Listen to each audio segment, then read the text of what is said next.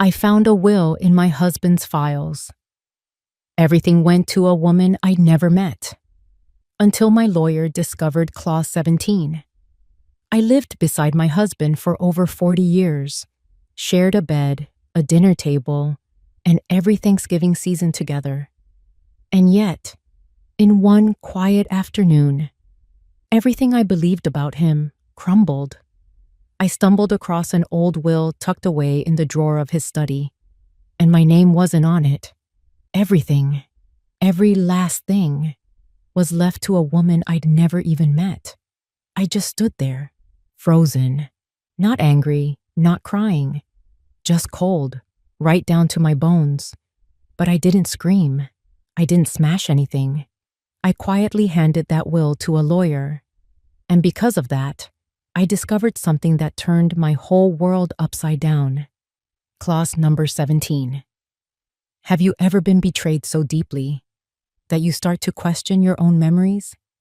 My name is Geneva Lanford. I'm 76 years old. Most of my life, I've been a devoted wife, a patient mother, and the kind of grandmother the neighbors would say is gentle as an old winter quilt.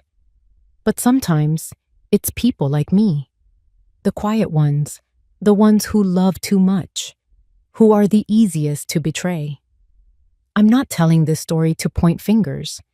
I'm telling it so that if there's anyone out there who's ever looked into a mirror and thought, maybe I don't matter to anyone anymore, you'll know this. You're not alone. The truth didn't come to me in whispers. It came on a piece of paper, small, thin, and cold as a winter night in Vermont.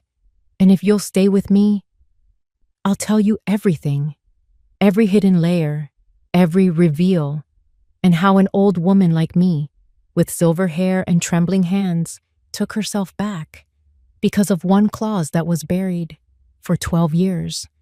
All my life, I believed in Harold, in this house, in our marriage. But that afternoon, when I opened the forbidden drawer in his filing cabinet, I realized everything had been a carefully hidden lie. I still remember the light that day, dim and patchy, slipping through a dusty window pane. Harold's study was the one place in this house I'd never dared to enter, a sacred space, unspoken boundaries. He once told me, "No one comes in here but me, not even you, Geneva." And I obeyed for all those years. But now, the framed photos on the walls, the desk, so cold in its tidiness, and those quiet nights he never came to bed, they were all whispering to me, telling me it was time to open that door. Claire, my neighbor across the street, had come by that morning with an apple pie and a warm hug. "Hang in there, Geneva," she said, her eyes heavy with the kind of sorrow only widows know. "You're stronger than you think." I smiled weakly, but said nothing. No one could understand what it feels like to pull back the curtains alone after 42 years, to wipe the fog off the mirror where he once shaved, to lie on one side of the bed that now feels like ice. The funeral was simple and dignified, just the way Harold would have wanted. Our daughter Jenna flew in from Boston. She stood beside me holding my hand. But I saw it, the restless flicker in her eyes each time she glanced at her phone. She didn't cry. She and Harold were never close. He was too rigid. She needed a father who could listen. And Harold never learned how. After the funeral, the wooden house felt emptier than ever. I spent the first 2 days folding towels, rinsing cups, packing away my mourning clothes. Every object echoed a memory. I turned on the old cassette radio, the one he used to listen to AM legal news each morning, just to hear the soft crackle of static. The scent of drip coffee seeped from the kitchen. The one familiar thing left among so much change. Then I walked into Harold's study. For the first time, without knocking, I ran my fingers along the bookshelf, pulled out the small Bible he always carried to major court hearings. Something slipped out from its spine, a tiny silver key. I stared at it, unmoving, like it might speak, like it might explain every cold night, every locked door, every time he left the room without looking back. There was only one lock in that room, beneath the walnut filing cabinet Harold had custom made when we first moved to Asheville. That cabinet had always been a silent border between us, a no man's land we never acknowledged. Now I stood before it, key trembling in my hand. I knelt, slid the key in, a soft click, like a ghost letting out a breath. The drawer creaked open, deep, dark. Inside were neat stacks of documents, sealed envelopes, legal files, organized with a precision that felt almost inhuman. That was Harold, orderly, controlled, a maze of secrets. I began pulling files. Some dated back to 1987, 1993, 2005. Then I saw it, a pale yellow envelope with faint red edges, in slanted fountain pen ink. Last will, confidential. I sat down right there on the floor, my heart thudding out of rhythm, my hands trembling. I had never seen Harold's will. He always said, "It's all handled with Mr. Meyer." Never let me see, never let me in. I hesitated for a second, then tore the seal. Inside was a thick set of pages, official, notarized, typed in crisp legalese. The very first line made my blood run cold. I, Harold L. Bradshaw, being of sound mind and body, do hereby declare this to be my final and only will. I scanned the sections. Real estate, the Asheville home, the summer cabin in Boone, shares in the law firm, bank accounts, all listed in detail. But the name of the beneficiary wasn't me, wasn't Jenna, wasn't anyone I'd ever heard of. Sole beneficiary, Darlene Grant. I read it again and again. Darlene Grant. The name cut like a blade, foreign, ominous. Harold never once mentioned her. In 42 years, I'd never known him to have a colleague, a friend, or a relative by that name.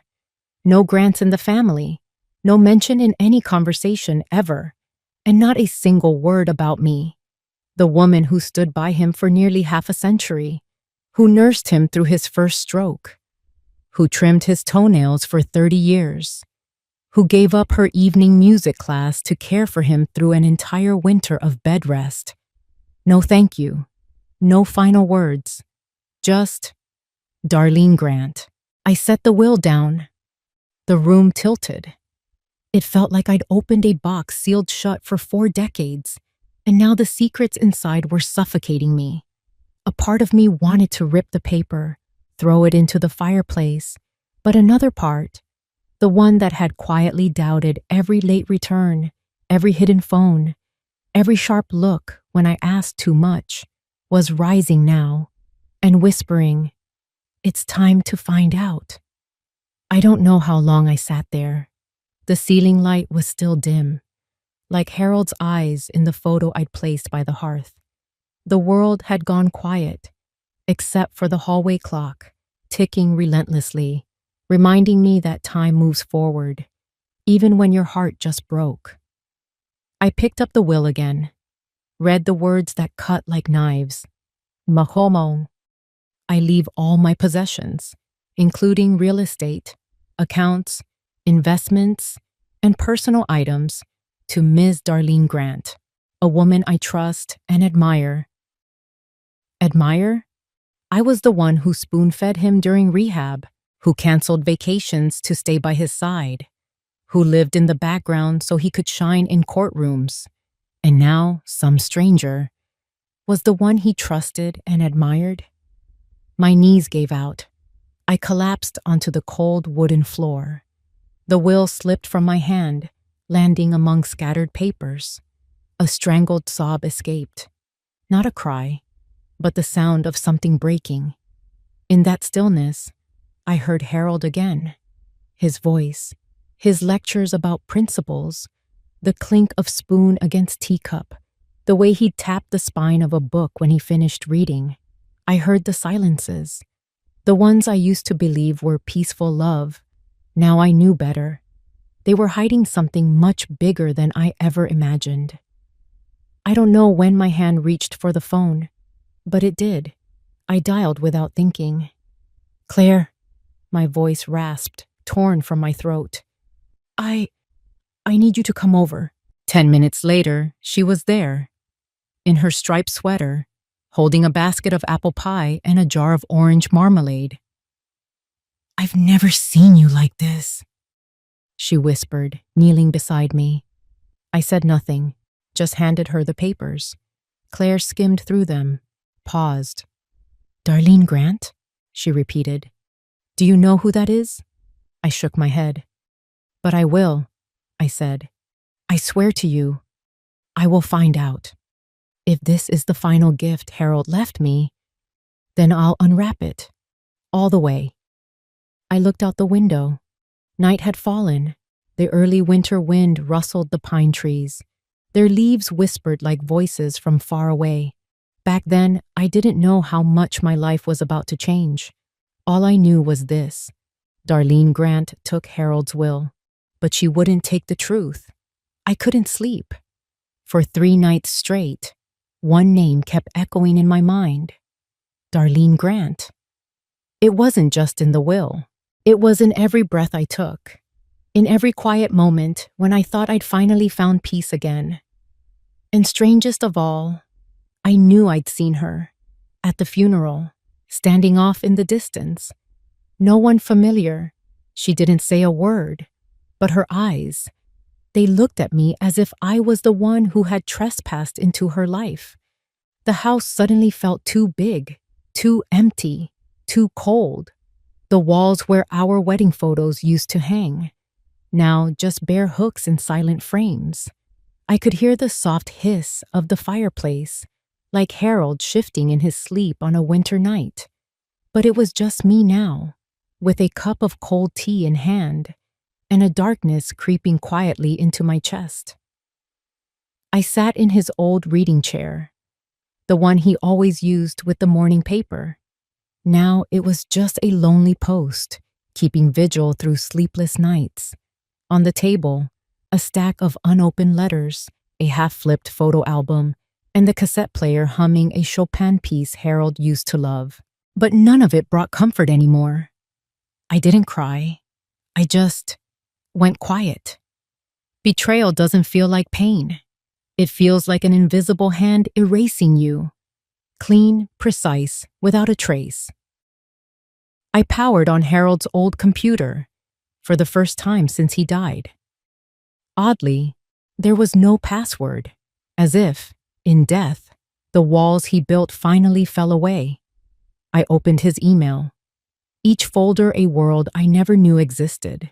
Legal exchanges, work notes, none of it mattered. I searched for one word: Darlene. And there it was, a bank statement attached to an email from a private bank in Denver, dated 3 months ago. Recurring transfer, $3,000 per month to an account under the name D. Grant, with a note: personal arrangement, do not flag. My hands began to tremble, not because of the money, but the pattern. 3 months ago, 6 months, a year, the same over and over. For 4 years, every month, Harold had been sending money to this woman, quietly, faithfully, while I was counting every water bill, every plumber's receipt, every prescription he forgot to pick up. I printed the statements, then stood up slowly. My head spun. It felt like falling, not from a roof, but from the fragile illusion of a lifetime. Each line on the page was a needle through a heart already worn thin with hope. I called Jenna. I needed her voice, someone to witness the storm unraveling inside me. It rang twice. Then voicemail. I called again. She picked up, rushed, car doors slamming in the background. "Mom, is everything okay? I'm about to board a flight." I gripped the receiver. "Jenna, I found a bank account your father's been transferring money to, monthly, for 4 years.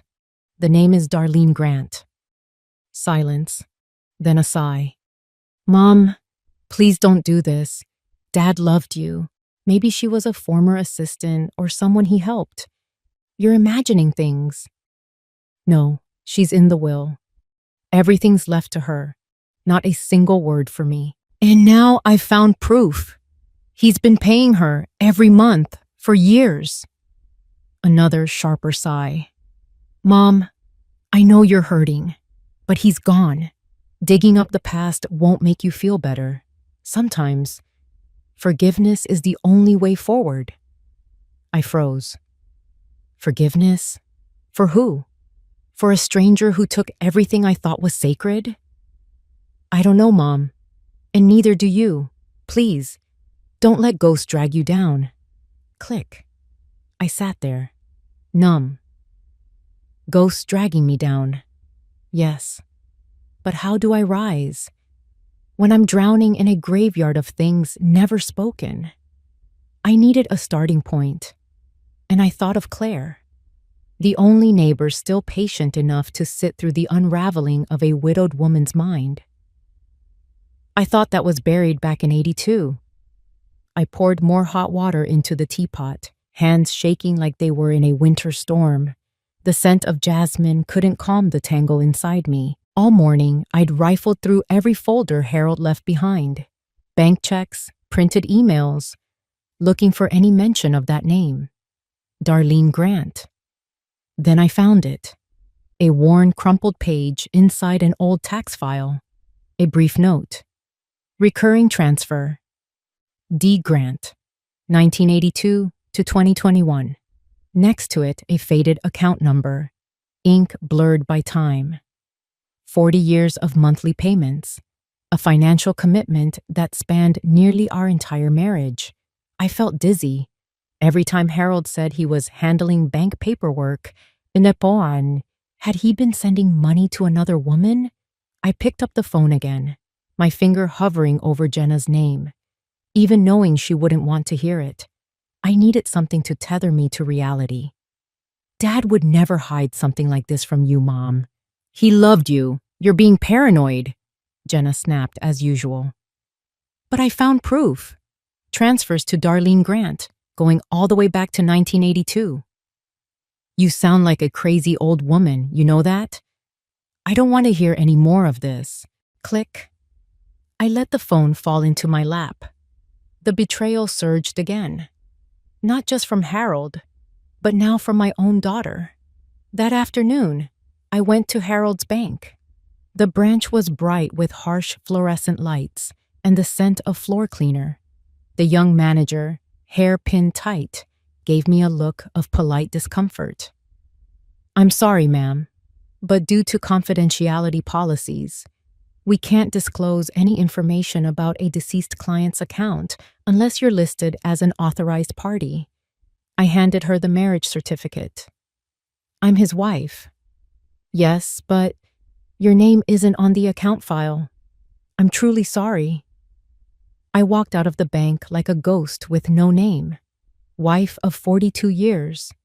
And yet, in the end, I had no right to know where he sent his money. That night, Claire came over with a small box of butter cookies and 2 cups of tea. She was the only one who kept knocking after the funeral. Never asked too much, just sat with me, like an anchor in a stormy sea. Meyer still lives in the old district, right? She asked, slicing into the cookies. I looked up. Meyer? Harold's old lawyer. They used to share an office, didn't they? Wasn't he the one who drafted all Harold's legal stuff? I paused. Meyer, a name from a faraway time when Harold and I still argued about his late nights at the firm. He retired. All the better, Claire winked. Retired men are more likely to talk. Something in me stirred. Maybe I did need to sit down with Meyer. If anyone knew the truth about Darlene Grant, it had to be him. I met Meyer at the Copper Oak Cafe on a gray Tuesday morning. The wind was sharp, but I didn't feel the cold. I was burning from within, the questions gnawing at me since the night I found that drawer. The cafe was tucked beneath a wooden awning, stone walls, warm smells of cinnamon and roasted beans. We used to come here, Harold and I, after winter quartet concerts. Now I was here alone. Meyer was already seated near the window, light glinting off his wire-rimmed glasses. He looked older than I remembered, his hair ash-white, his hands shaking slightly as he held his coffee, but his eyes were still sharp. When I sat down, he gave a silent nod, no smile. "You still drink the Ethiopia blend?" I asked, trying to smile. "Switch to Colombia," he said flatly. I didn't dance around it. "I found the will. Everything was left to a woman named Darlene Grant." His eyes blinked once, then froze, a twitch in his jaw. He'd heard that name before. "I need you to tell me who she is." Meyer straightened, staring out the window. "I can't say much. You know that. Lawyers have obligations, even after death. I was his wife, 42 years of being kept in the dark. I don't need courtesy. I need the truth." He sighed. "I thought that was buried in 82. My heart pounded. "Buried what?" He shook his head, clasping his hands together. "All I can say is this. Harold once asked me to draft a special clause. Clause 17. Separate from the official will." "Clause 17? "Yes, but then he took the draft and never followed up. I never saw a final version, never knew what he filed. But if that name is in the will, then I fear Clause 17 is the key." I sat in silence.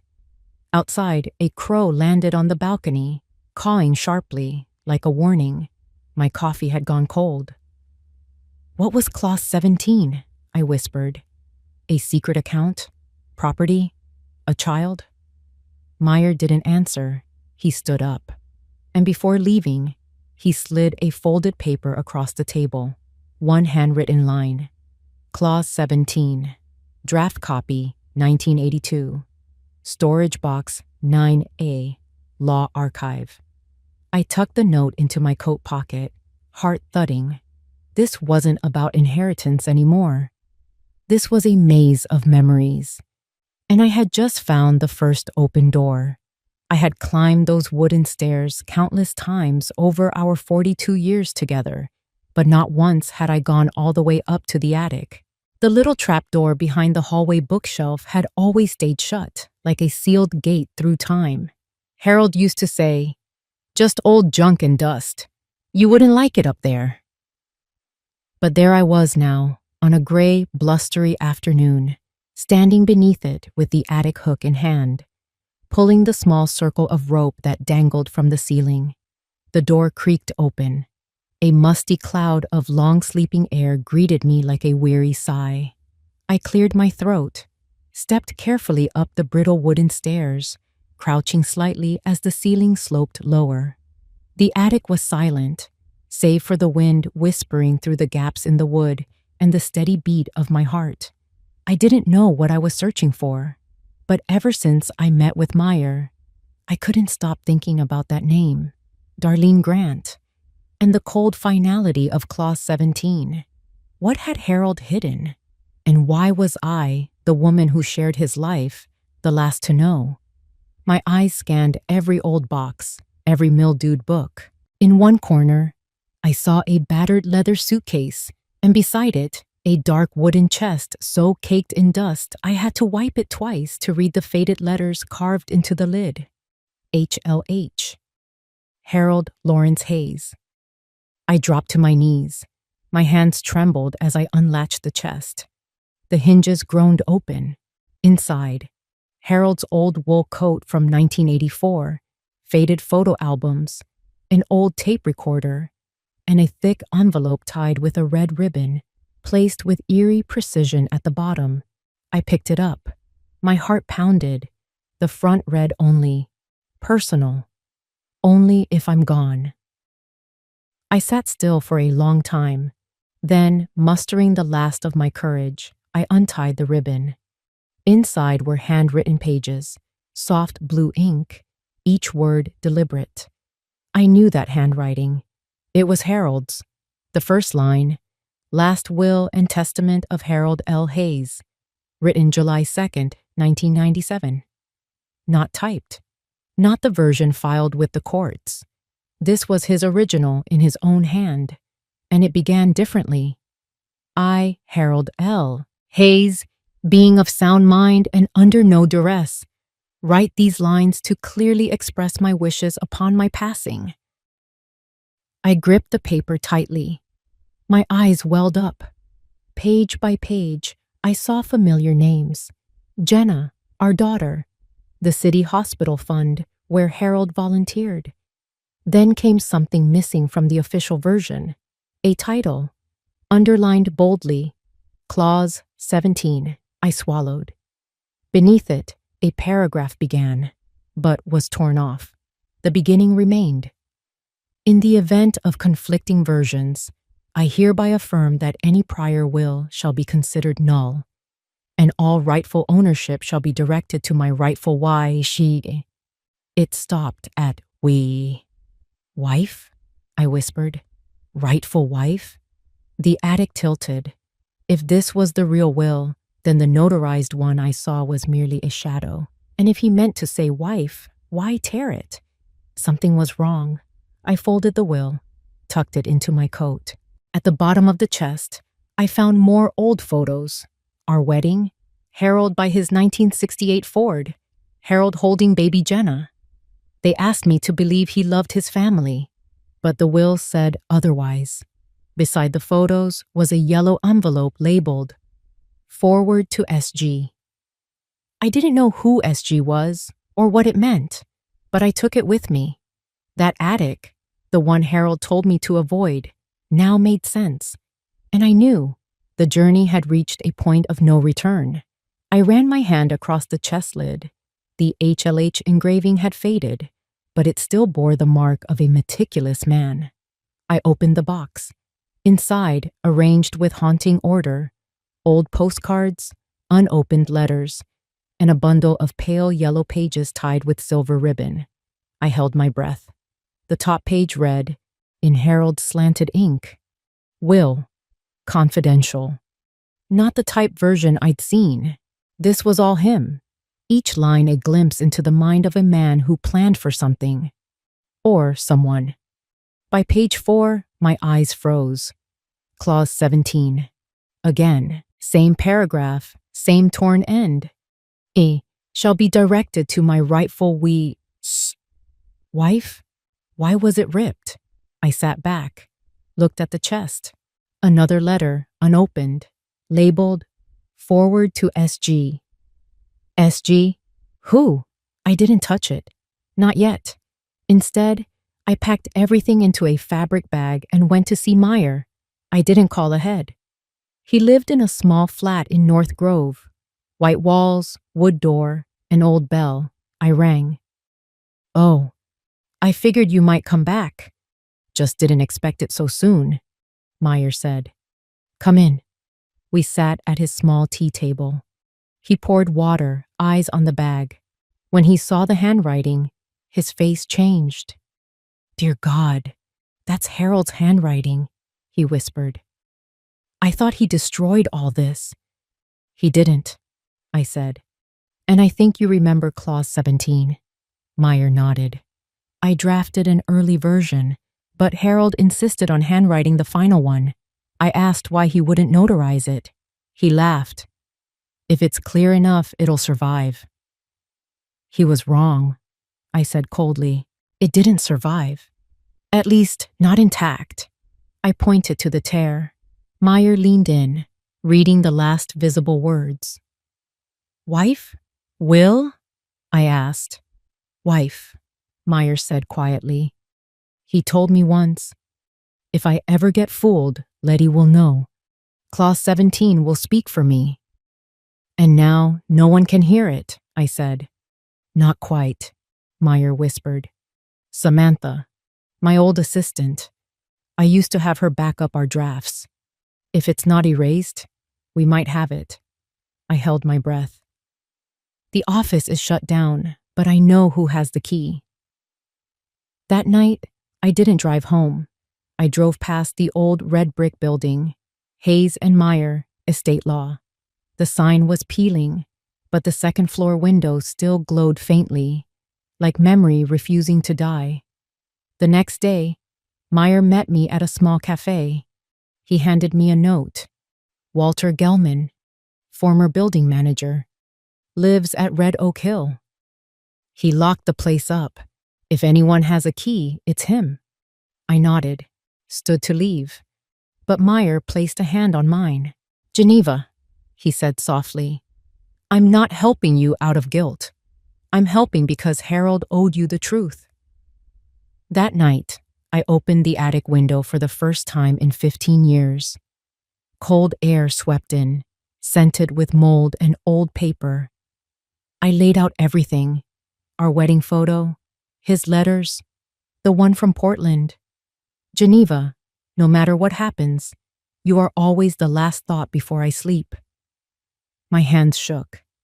Then why wasn't I named in the end? Inside the chest, I noticed 2 small screws beneath the lid. I fetched a screwdriver, a hidden compartment. Inside, a sealed board stamped in red. Do not open, unless needed.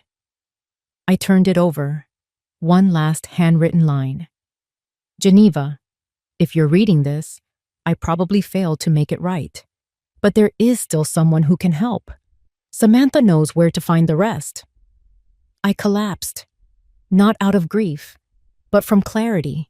Harold had known all along, and instead of facing me, he left me groping through the dark. My name, erased from every legal page. I called Meyer. We have to find Samantha, I said. Now, before Clause 17 disappears forever. I looked out the attic window. Rain had begun to fall. In my hand, the torn line still read, To my rightful we. It was never about the money. I never lived for money. I lived for the family I thought I belonged to. But maybe I was wrong. Now, there is no turning back. If Clause 17 is the key, I will open it. For me. And for 42 nameless years. I never needed justice returned to me. I needed to know who took it away in the first place. For the longest time, I believed I didn't need revenge, didn't need anyone to pay for what they called justice. But that morning, sitting alone with the full, uncut copy of Harold's will for the first time, I realized something mattered more than fairness. I needed to know who took it from me to begin with. Samantha, Meyer's former assistant, brought me to that answer. She called around 8 a.m., her voice calm but urgent, like she held something fragile and burning. I found the original file, she said. Not a printout, unedited. It has metadata, the signature date, and digital authentication. You should see it. I arrived at Meyer's old office wearing a silver-gray wool set. The building stood alone on a main street that felt colder than usual. Leaves scattered across the stone steps. Samantha unlocked the back entrance with her own key. Inside the empty office, only a dusty old laptop and a printer remained. She showed me the screen. There it was. The line I'd never seen. The words Harold had never spoken. Clause 17.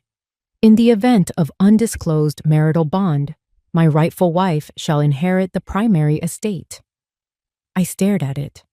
Not with anger, with confusion. Undisclosed marital bond? Rightful wife? Wasn't that me? I couldn't speak. Samantha gave me space. She placed an envelope on the table.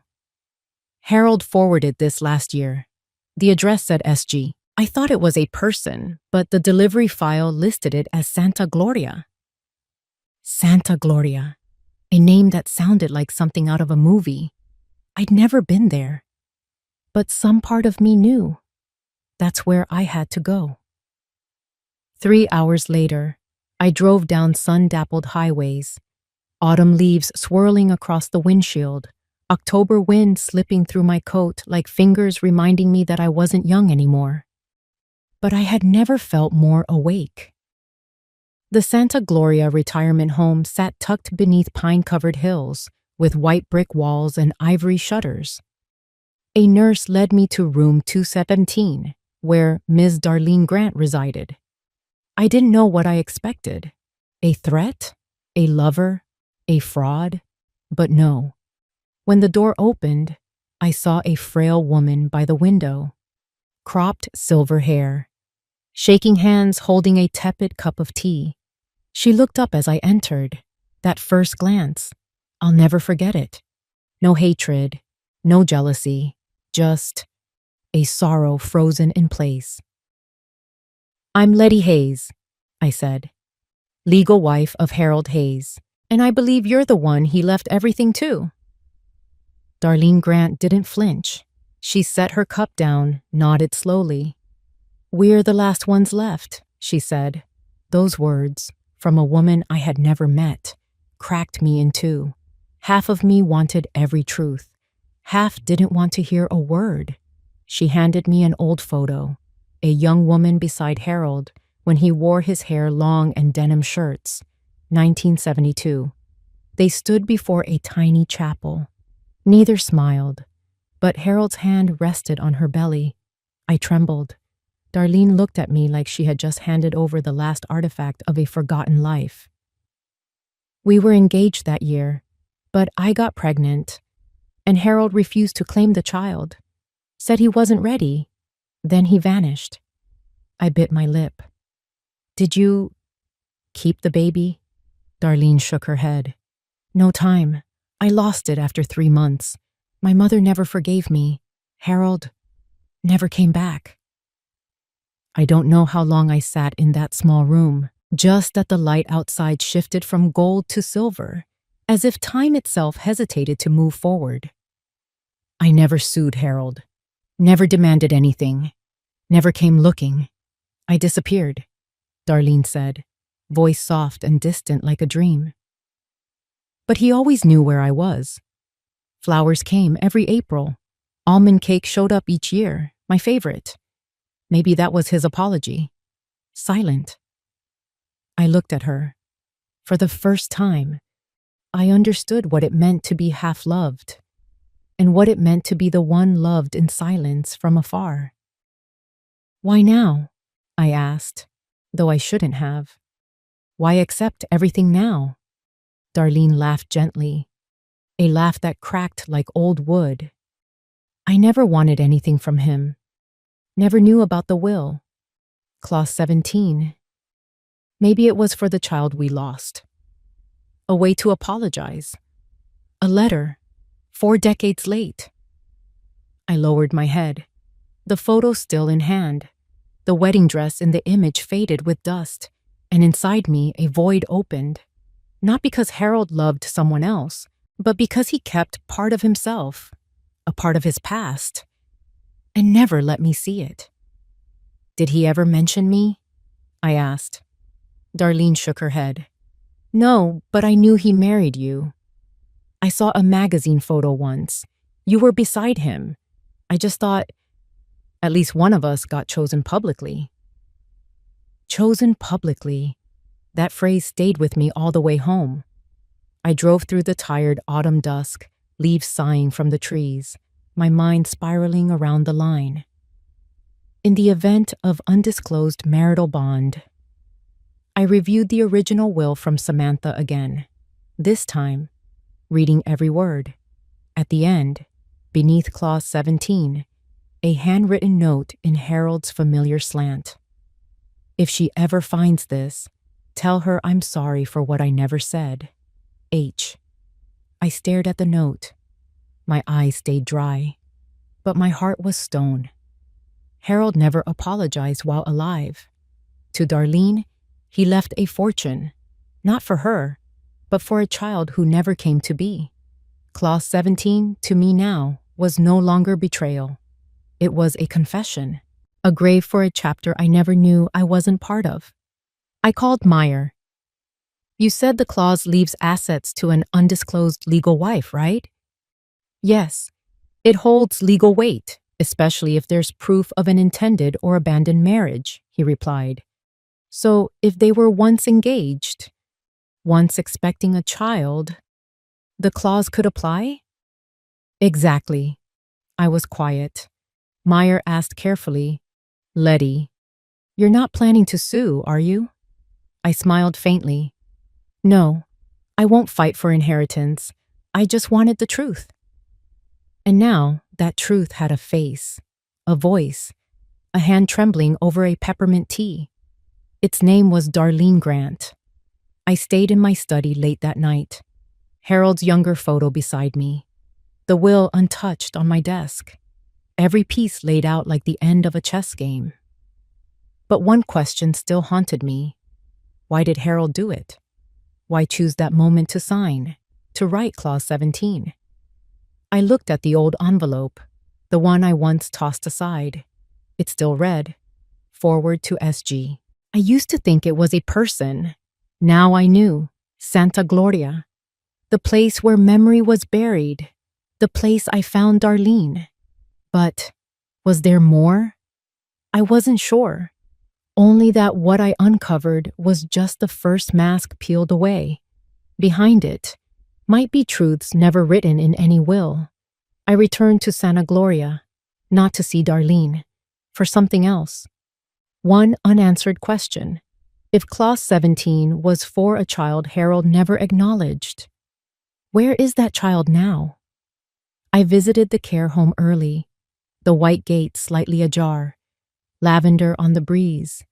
An old woman played piano on the porch, and Darlene, knitting beneath a maple tree, thin as ever, eyes unflinching.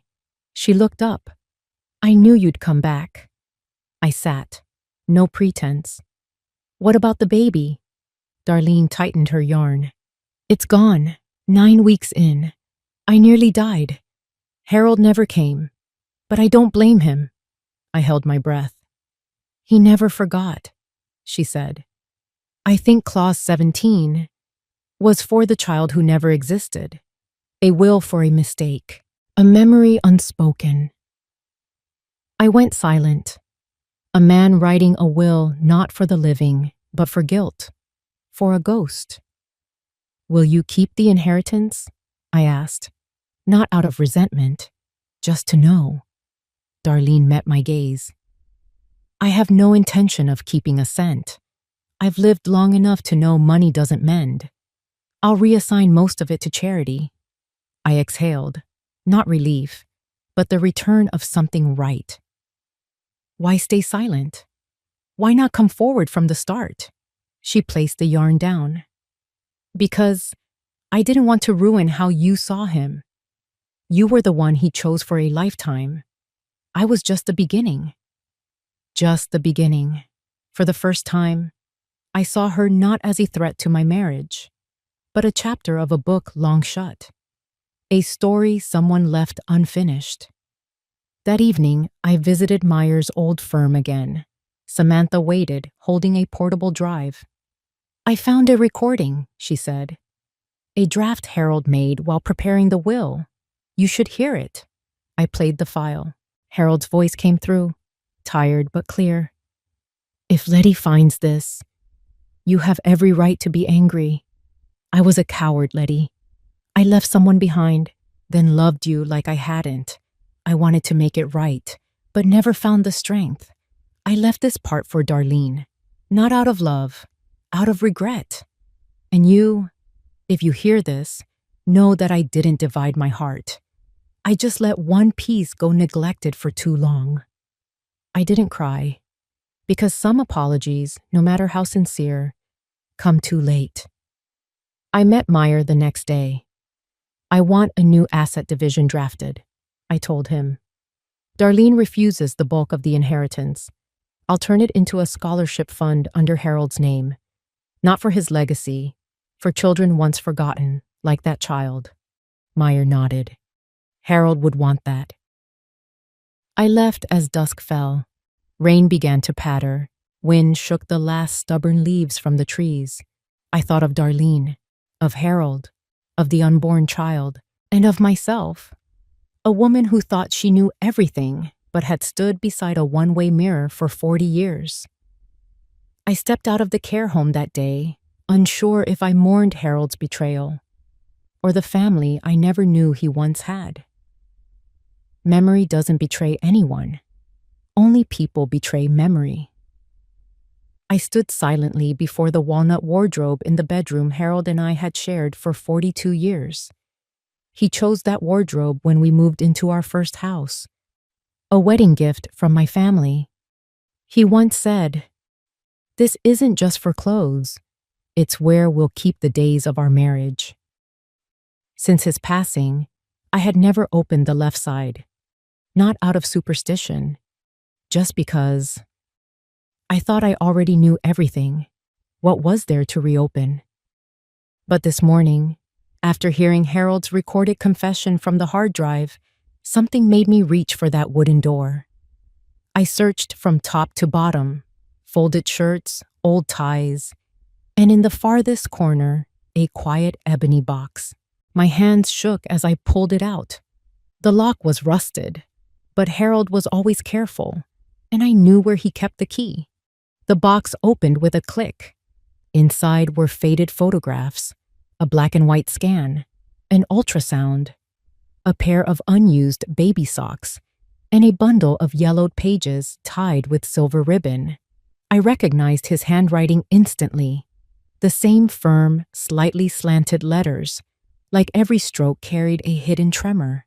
On the first page, "If you're reading this, it means I never had the chance to say it out loud." I sat on the cold wooden floor. The letters blurred, not from emotion, but because I had braced myself to hate him more, to resent him more. But those words didn't let me. Harold wrote about the summer of 1979. He had just become branch director, drunk on power and admiration. Darlene was a temporary secretary, filling in for someone on maternity leave.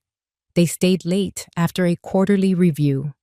They drank and crossed a line. "I knew it was a mistake from the first second," he wrote. "Darlene never asked for anything. But when she said she was pregnant, I did the worst thing. I said nothing." She didn't beg or cry. She disappeared. Harold told no one.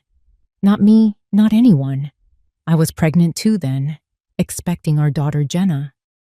"I carried that shame like a lead weight," he admitted. "I almost told you once, when you were planting lavender in the yard. But I couldn't." I gripped the letter. I saw myself in those years, a young, trusting wife, a new mother learning diapers and lullabies, believing her husband was the kindest man alive. Harold didn't deny that image, but he confessed that the more he loved me, the more cowardly he became.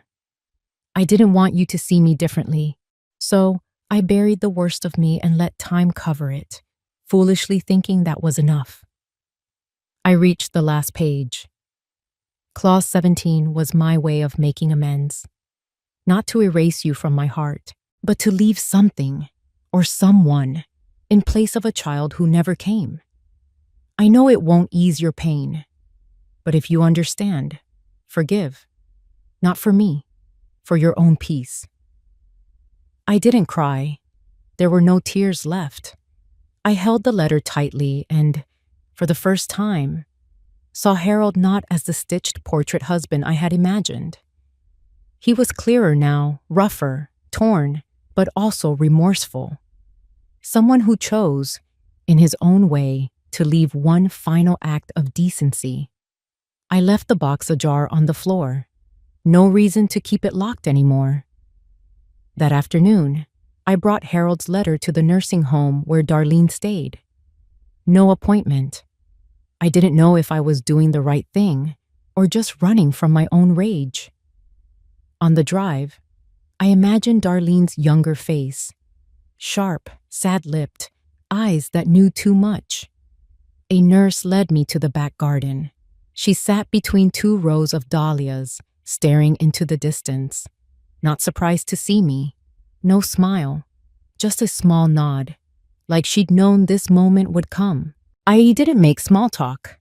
I placed the envelope on the wooden table between us. "From Harold," I said. "Written for me. But I think you should read it." Darlene touched the envelope edge, hesitating before pulling out the wrinkled pages. Her hands trembled slightly, but her eyes stayed sharp. She read slowly, lips pressed tight. No sobs, no explanation. I looked at my own hands, unwilling to interpret her expression. A breeze passed. The dahlias tilted westward. She folded the letter, slipped it back in the envelope, and slid it toward me. "He was right," she said, voice hoarse but steady. "I never asked. I never meant to break up your family." I nodded. "I know. I thought silence was the least painful path. Maybe I was wrong." I met her eyes. Maybe we all were. The silence that followed wasn't heavy. Something had lifted. We were both old, tired of truth buried too long. Forgiveness, if it came, wouldn't thunder down. It would drift like a white dahlia leaning into the evening breeze.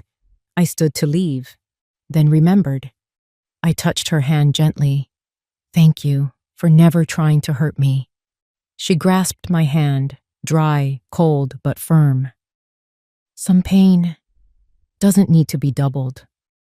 I turned away, eyes blurred by something not quite tears. I knew I wouldn't see Darlene again, but that no longer mattered. That evening, Jenna sat in the living room, holding the reprinted letter. She didn't speak for 20 minutes, just read and reread. Her face shifted, darkened, softened. She chuckled at one part, sighed at another. Finally, she set it down, looked at me for a long time. "Mom, you live so kindly," she said, voice thick. "And Dad, at least he knew how to repent." I said nothing. "I used to think Dad could do no wrong," Jenna added. "Turns out, silence was his biggest mistake." "No," I shook my head. "The biggest mistake is believing silence could erase it." Jenna watched me a moment more. Then she came over, arms wrapping around my shoulders. For the first time since Harold's funeral, she hugged me, long, tight. I didn't need anyone to defend Harold or condemn him.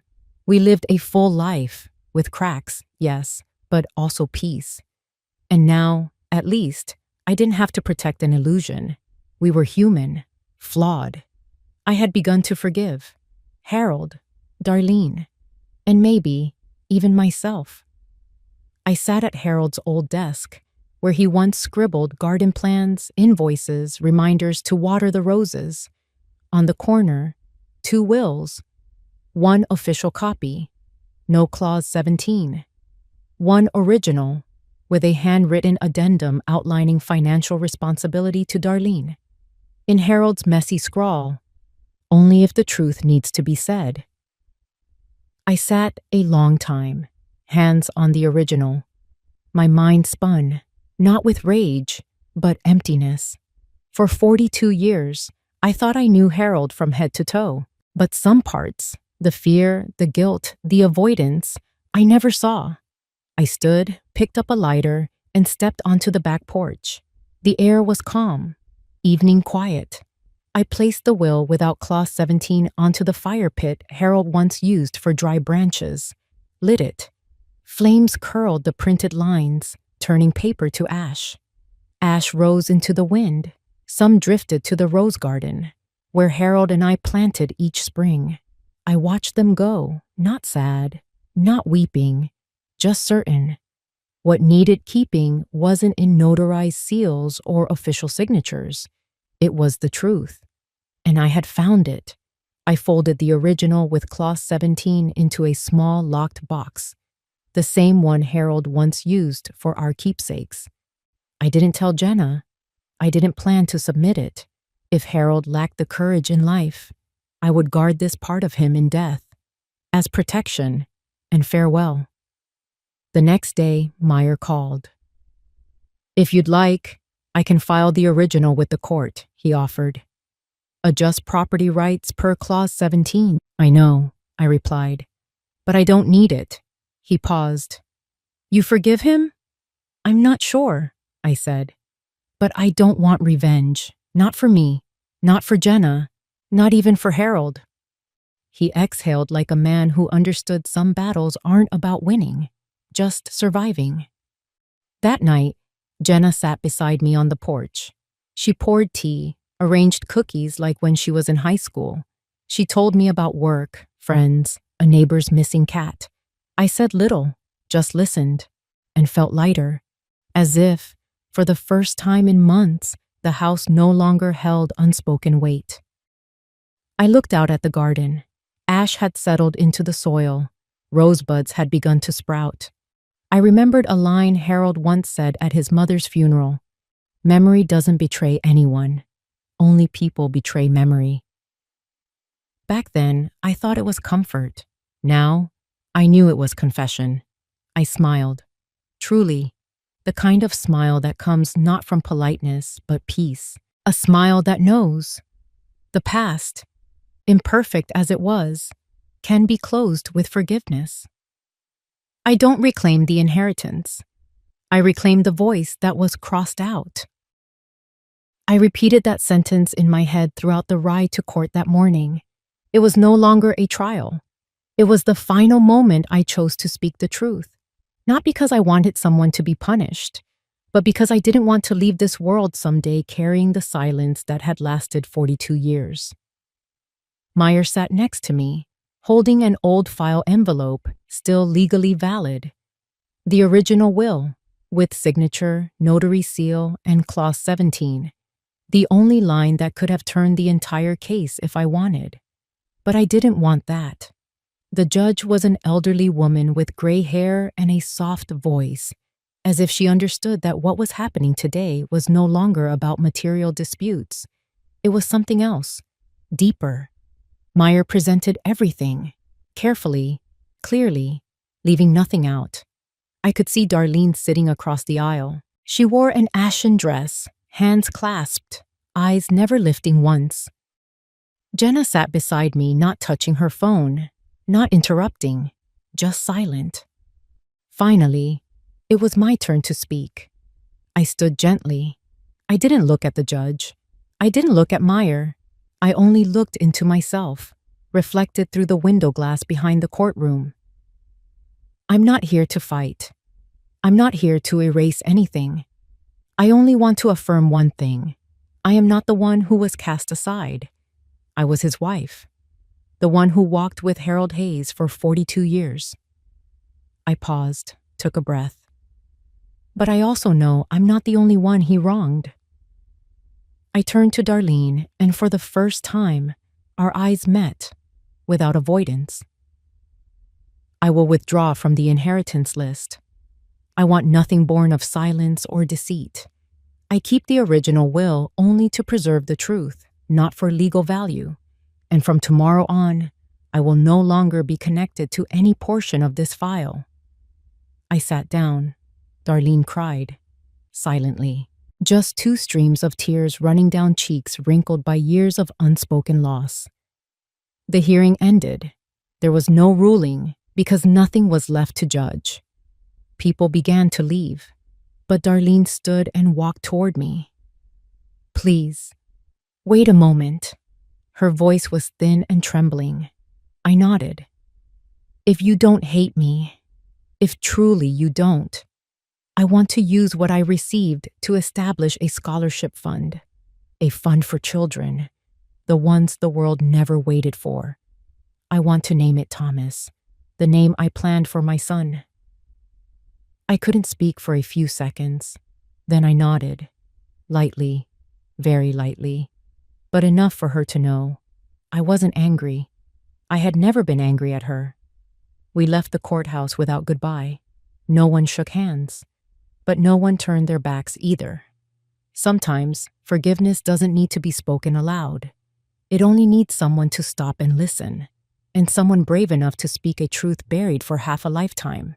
A few weeks later, Darlene and I met again in the small garden behind the nursing home.